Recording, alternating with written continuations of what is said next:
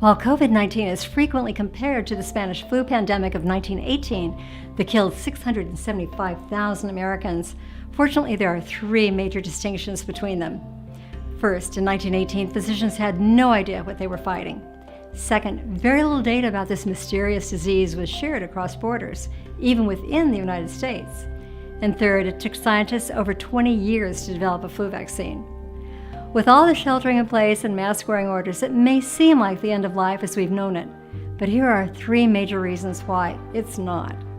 Hi, I'm Amy Grant of the ABL organization. When the Spanish flu exploded globally, it ultimately sickened 500 million people and killed over 50 million. In fact, within months it had killed more people than any other illness in recorded history. So back to why was it so different from COVID? The scientists in 1918 not only had never seen anything like it, they couldn't. Microscopes strong enough to identify viruses hadn't been invented yet, and weren't until the 1930s with the discovery of the electron microscope. In fact, Dr. Thomas Francis didn't discover the type A influenza virus until 1934, and the type B until 1940. He later worked with a young protege, Jonas Salk, to develop the first influenza vaccine for the U.S. Army, which used it with the military in 1945, and it became available to civilians a year later. Compare that with the 2019 novel coronavirus, better known today as COVID-19. On New Year's Eve 2019, Chinese authorities alerted the World Health Organization's China office of pneumonia cases in Wuhan City. 1 week later, the Chinese identified the culprit as a coronavirus, which causes diseases ranging from the common cold to SARS and MERS. The first reported fatality was on January 9th. And on January 12th, China shared the genetic sequence of COVID-19 with scientists around the world. The next day, Thailand reported its first COVID case. We know all this now because of a global press that knows few boundaries. By the end of January, anyone following the story would have known that Wuhan was in lockdown, that the first Americans and Europeans were being reported as infected, and that COVID was beginning its spread into at least 177 countries across 6 of the 7 continents of the world. By comparison, when the Spanish flu first broke out, with patient 0 probably being a soldier on the Army base in Kansas, the world was at war. Communication blackouts were common during World War I, and the last thing the Wilson administration wanted to do was to scare the public. Sound familiar? So Wilson allowed troop transfers into and around Europe that ultimately resulted in more American soldiers dying of the highly infectious flu than on the battlefield. Meanwhile, there was no national press that reported every illness and death by country, let alone state by state and county by county. So each community responded with their own rules. The results? Philadelphia's Liberty Loans Parade, to raise support for war bonds, attracted over 200,000 on September 28, 1918. The outbreak that followed resulted in 47,000 infections and 12,000 deaths, making it the deadliest parade in American history.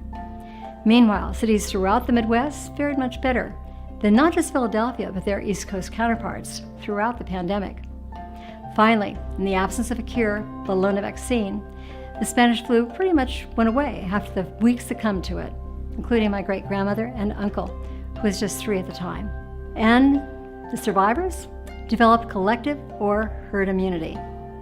Fast forward 100 years, and now we know that the Spanish flu was caused by the H1N1 virus, which resurfaced in 2009 and 10, killing 12,000 Americans. But by that time, we had flu vaccines. Unfortunately, while COVID-19 is a contagious respiratory illness, it is not the flu. So the race is on to develop a COVID-19 vaccine. Thanks to New York Times, we can all track the development of more than 155 vaccines being developed to fight the novel coronavirus. Not since the space race has so much been at stake, far more than national pride, potentially national survival. While vaccines typically require years of research and testing, remember it took 12 years from the discovery of type A influenza until there was a civilian vaccine, Already 22 COVID-19 vaccines are in human trials. One of the reasons it usually takes years to develop new vaccines are all the phases the vaccine candidate must scale, starting with preclinical testing to see if mice and monkeys produce an immune response to it, through phase 1 safety trials in a small number of humans, to phase 2's expanded safety trials with hundreds of people, then phase 3's trials for efficacy among thousands, and finally, country by country, approval, like the FDA. Due to the global urgency to approve a vaccine development is being accelerated by combining phases, for example, combining phase 1 and 2 trials, whereby hundreds of people receive the newly developed vaccine simultaneously. As an expression of the United States' concern about COVID, Operation Warp Speed is expected to name 5 or more vaccine projects to receive billions of dollars in federal funding. A recent example of this was the news on July 6th, when Novavax received $1.6 billion from the U.S. government to support their clinical trials and manufacturing. The stock market's reaction was elevating the stock 32% in one day. To date, the only vaccine that's received limited approval is the one developed by CanSino Biologic, a Chinese company who partnered with the country's Academy of Military Medical Sciences. Although the results of their phase 2 trials haven't been published, apparently they demonstrated a strong immune response, leading the Chinese military to approve it on June 25th for a year as a specially needed drug. I suspect that's similar to an FDA emergency use authorization. Elsewhere in China, the state-owned Chinese company Sinopharm announced on June that it would be moving into phase 3 trials with an agreement with the UAE to start testing efficacy. Another Chinese company that launched phase 3 trials in Brazil in July is Sinovac. Elsewhere in the world, AstraZeneca and the University of Oxford have teamed to create a vaccine that's in phase 2 and 3 trials in England and phase 3 trial in Brazil and South Africa. The project may be able to deliver emergency vaccines by this October. In the U.S., developing messenger RNA or mRNA vaccines are Boston-based Moderna, which hopes to start phase 3 trials this month, and New York's Pfizer, in collaboration with Germany's BioNTech and Chinese Fosun Pharma. And nipping at their heels are companies developing vaccines in England, India, and Japan. At this rate, within just a few months, we should hear that there's a vaccine that actually works. And hopefully, by early next year, most of us will be inoculated from the worst pandemic of the 21st century. In the meantime, stay safe.